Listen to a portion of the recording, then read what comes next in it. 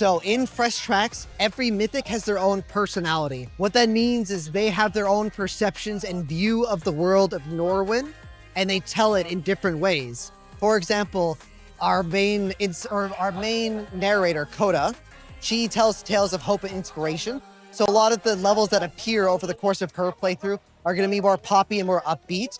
And the boss levels too are the ones, checkpoints that reflect that especially. Like for her level will be different from Sogvar, who is more about mythics of adventure and heroism. So he prefers more heavy metal, hard rock. And so our first boss level is a good illustration of this because for Coda, her sounds are going to be more synth heavy, a bit more upbeat as you can get. But for Sogvar, as soon as you get to his version of that checkpoint, it'll be all heavy metal, so rock, hard guitar, that kind of thing. I don't want to spoil too much, but every other mythic later on will have the same effect over each level that you encounter over the course of your playthrough of Fresh Tracks.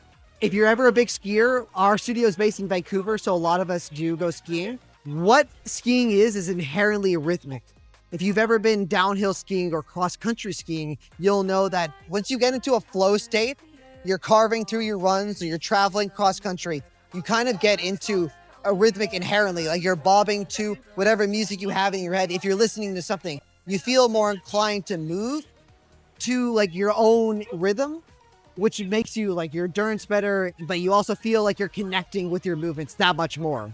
It wasn't necessarily a happy accident. It's just something that goes together really well.